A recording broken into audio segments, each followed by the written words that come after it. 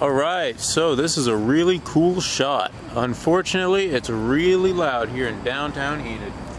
Alright, so I'm going to be talking about how to drive a police interceptor, as well as some other things. This is probably the first video in a while that I've had my tattoos out, so I'm going to lead with that. The tattoos that are on the bicep of a man are the worst decision you can possibly make as a man.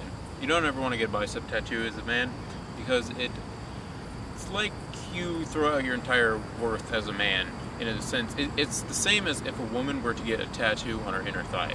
It's exactly the same as that, because a woman subconsciously, she never wants to have any sort of marking right there on her inner thigh, just like a man never wants to have a marking right here on their bicep. Just don't do it. So let's talk about how to drive a police interceptor. Before that, I want to talk about how I parked here. Just like I backed in here diagonally. Like it was a full, like it was a great. I don't even know how I did it. I'm great at parking this thing. It's great. So the thing about a police interceptor that you don't have on a usual car is it's really fucking fast. I mean, it's so fucking fast. You just can't comprehend how fast it goes. I mean, this thing does like $120 miles, like it's 60 miles an hour for an SUV. It's pretty simple to explain that a police officer who wants a really fast car, they go for the Charger or the souped up Tahoe. I haven't driven a souped up Tahoe, but it's pretty crazy from what I hear. Like a Charger, it goes really fucking fast. I like the angle how I set down this camera. Yeah. So here we are, sunny downtown Enid, and yeah, I'm talking about how I have a cool car. That's about it.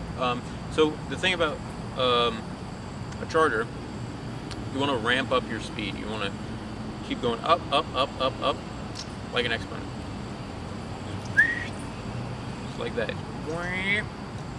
And yeah, so basically you just gain speed and you tack on speed and you use your momentum to just speed up. So let me get my body into position to, so like you want to slowly apply the gas, just keep gassing it up, gassing it up, gassing it up, gassing it up, and eventually you're just cruising. I mean, I took this thing down from Tulsa. That's it's like a 120-mile drive, and just slowly accelerate all the way. There comes a point where you're you don't even really get to the point where you're just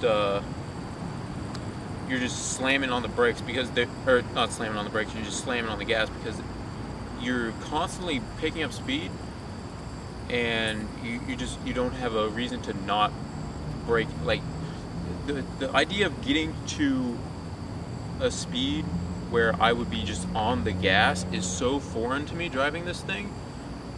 I would be braking in between then and there.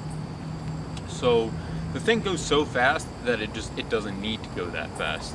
I think I've topped out at 160 maybe, but even then I don't even think I was really testing the limits of it. And now I've hydroplaned, so it's like I don't even have constant stock parts, which little bit of a saddening day, but hey, I'm crazy. I'm clinically crazy, not criminally crazy. I'm not the Joker. I'm more like Shigret. Don't say that name on me ever. Don't ever say the name Shigret. Just makes me crazy. All right, so yeah. Hey, so we can talk about sounds now. So sounds, every single sound has a meaning, and it's because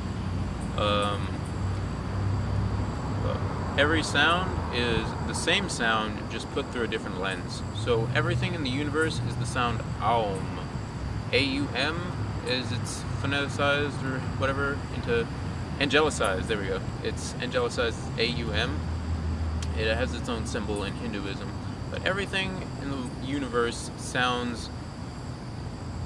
everything's made up of sound, but everything comes from one sound, which is the divine sound of Aum. And it all, like if I were to smack my foot on the ground, the Aum would, it would be lensed, I like to say, through my foot, or my shoe, I should say, and partially my foot banging into my shoe, and then the ground. So I like the people that make noise in the middle of the night. They're pretty cool. I used to be that guy. I used to walk around with a boombox, and I just make noise because I liked the sounds that I was putting out, and I hoped that other people would like the sounds. But there came a point where I was using it almost maliciously, and it wasn't very nice. So I decided to stop walking around town with a boombox because I wasn't doing any good. So I've played a lot of Skyrim. Mostly the beginning of Skyrim. I've never actually completed Skyrim, but my favorite part is the walk up to High Hrothgar, where there's the little monuments that talk about how to use the voice, and the voice is very powerful even in Skyrim. In Skyrim, your voice is your power, but everyone has that power in real life. Everyone has the ability to speak words into existence, and every word is magic. That's kind of what I'm getting at with the whole Aum thing, is every single word is going to have an effect on your causal reality. So if I speak blessings into the world, then I will receive blessings. If I speak curses, even in my mind, because even when you are not speaking, you are still making very small vibrations with your tongue inside your throat.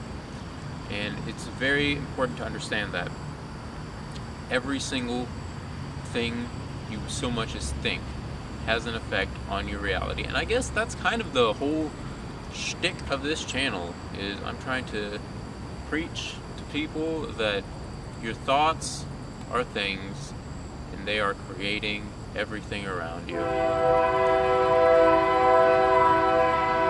Choo-choo! I live just past those train tracks, so I'm gonna let you guys go. Remember to like, comment, and subscribe. Like so other people can see the video. Comment on what you thought was cool or interesting, or what you want to hear about, and subscribe so you can keep seeing my pretty little face and really cool charger.